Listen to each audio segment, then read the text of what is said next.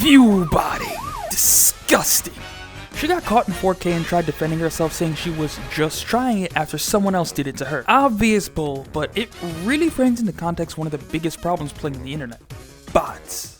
Beat boops roaming everywhere. But I wanted to talk more about view bots specifically, because they exist everywhere and are corrosive to the internet. Everything you see might not even be real. So there are two kinds of what we would consider a view bot. The first kind is a computer-generated software meant to imitate a user. That's what she was caught doing. And this is probably what you're thinking of when you think of what a traditional view bot would be. Just a bunch of beat boops roaming the internet, which is why we believe in the dead internet theory.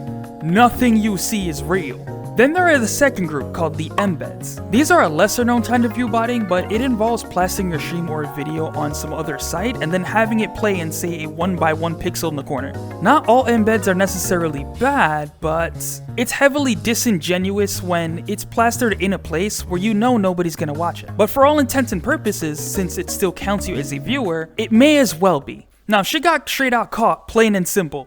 There's no denying this, no. That's all fine and dandy, but why would somebody do something that, if caught, immediately clears you off the internet? Well, have you ever heard of the phrase, fake it till you make it? In essence, that is exactly the reason they do it. It preys on a bit of human psychology. It's a concept called social proofing. People value things higher provided other people already want it. So in essence, it preys on that very same instinct.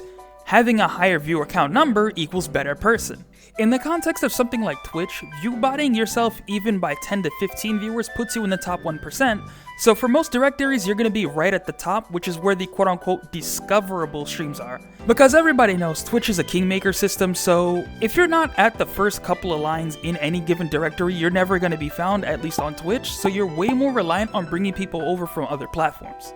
It's not that the content they're feeding you is necessarily any better or worse, they're just tricking you into thinking it is. Which sounds confusing at first, but think of it this way. 50 people in a McDonald's versus 5 will never change how a Big Mac comes out. Once you're at the top, you start spurring legitimate engagement from people that think it's good. Cause remember, if you have 15 to 20 viewers, but only 1 or 2 people are talking, that's considered to be normal in most aspects. It ends up being corrosive as a whole because nobody ever sees any value benefit.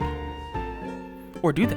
See, there are 3 people involved in this sort of thing. First, the platform itself, second, the viewer, and third, the person viewbotting. So, first up, the platform. Platforms are beholden to one person and one person only. The advertiser. They're basically like the Illuminati of everything that exists. It doesn't really matter what multimedia site you're on, if it exists, it runs on ads, assuming you're not paying for it. See, the problem with this sort of fake viewership is what happens when you're serving ads to people that don't actually exist. See, let's put you in the shoes of an advertiser. You pay $100 to show 100 people an ad. How angry would you be to find out that 50 of the people that you advertise for within that budget didn't even exist?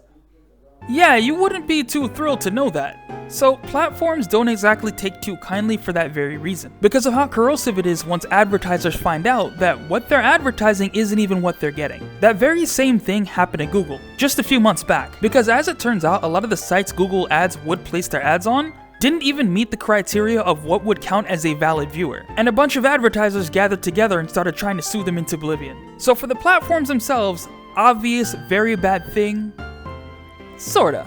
More on that in a minute. So the second person, the viewer. So a lot of this is reliant on using user psychology. See, because of how the internet works, people generally trend towards groupthink. You're all cattle people out here on the internet. It's essentially the idea behind things like product reviews. If 50 people think this product is okay and you're in the market for it, then it would stand to reason that you might also like that product. So within the context of an internet like a YouTube video or a Twitch stream, we'd value things based off the view count that it initially gets. Something with higher viewership must be entertaining, therefore worth my 5 minutes or however long I intend to watch it. Bigger number equal better person. So when you view bot like this, you put yourself, at least in the context of Twitch, at the very top of a directory, which is what everybody knows is where most of the discoverability on Twitch comes from. So it ends up being corrosive because you basically have to trick your viewer into thinking what you're doing is fun or entertaining. Once you start having to trick your customer into thinking what you're producing is good, I think you've lost the plot of why you're here to begin with, assuming it's not just for the bag. But we all know what happens to people who are there just for the bag. They tend to make the most garbage stuff if they're in it just for the money. And then there's our mythical third group, the creator themselves. So within the vast sea of what we call the internet, there exist two kinds of people, at least in the creative sphere. They're the creators who are botting, and then the ones who aren't. If we just take the magnifying glass and look at something like Twitch, we all know that Twitch is a kingmaker system where the top people in the directory basically get the whole pie because they're the only ones that get clicks. You have the people actually genuinely trying that end up getting buried by people who are viewbotting because they're the ones who clog up the top parts of the directory, something that could have otherwise went to a legitimate creator. So they see a value benefit in that they get higher in the directory, but because it cannibalizes the other people, it ends up being corrosive for the entire platform. Because people that genuinely are funny, that do deserve a shot, now don't get one on account that they're not cheating the system. So it creates a market incentive to either cheat the system or die with your morals. So the only person who sees any value benefit in that sort of exchange is the creator viewbotting. Sorta. See, you remember how I said the platforms themselves only sorta don't get any sort of benefit at this? Well, the main thing they sell to advertisers is a stat called DAU, Daily Active Users. Whenever somebody viewbots because they are counted as a legitimate person, this allows them to sell to advertisers a directly inflated price. So in the case of something like Twitch, it's in their direct financial interest to not do anything about this or just turn a blind eye, which is exactly why they allow embeds but not direct bots, even though fundamentally they serve the exact same purpose. And it's not necessarily just Twitch, it's actually surprisingly common all across the internet, especially something like Twitter when we had that crypto boom. Suddenly everybody's an NFT account with over 50 million followers, you know? Things like Spotify. You have people out in the music industry actively ousting how much of that industry is run by straight bots. Because as long as it looks like you're popular, people will treat you as you're popular. There are ways to catch these sort of shenanigans, but one of the funniest things I've always wanted to find out is how when people like this get caught is that, why is it that they're always smart enough to figure out how to game this system, but they're somehow never smart enough to figure out how to air gap it? It's not that hard for me to go onto Amazon or something right now, click for a $50 PC and then just run it on that. So despite this, even if it's insanely obvious, how do we catch it? There are a couple of main ways, but this dude can probably explain it way better than I can put it into words. But to speed through it, inconsistent numbers, people popular in one place tend to be popular in a lot of other places too. They might have one main pot, but it trends towards spilling into all of the others. No chat is also a really obvious one. Damn, you got 30 viewers in chat but not a single person is talking. What you got going on there, huh? If you go on to things like their Twitch analytics, you could see staggering, which is when you see large steps and jumps for no apparent reason. Like, it's not like you're doing an event. It's not like somebody just randomly rated you. No, you just jump from 0 to 100 in under a minute, and we're supposed to take that at face value? Huh? And then the next being obviously outrageous numbers. 25k people following you, but not a single person in the industry has heard of you?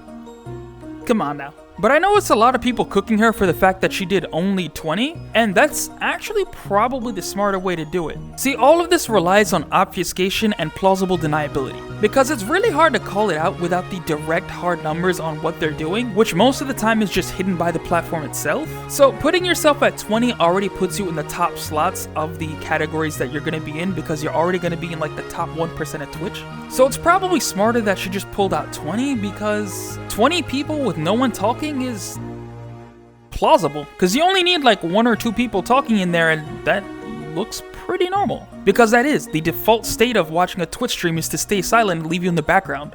Under normal circumstances, if you're doing anything else wrong, they can ban you instantly, but when it comes to viewbotting or something like that, it becomes a little more dicey, because you can't exactly prove who was doing the viewbotting, such as this. Which is why she came out with that half-assed Twitter post saying somebody else was viewbotting me.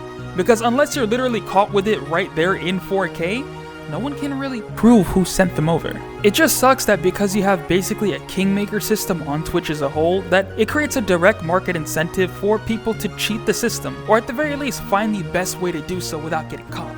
People just have such greed for the bag and then getting famous that they kind of forget that the reason you're here is to be entertained to begin with. No one gets helped when you have to trick your customer into thinking what you're giving them is not slop. People just prefer getting the bag over the love of the game itself. It is what it is.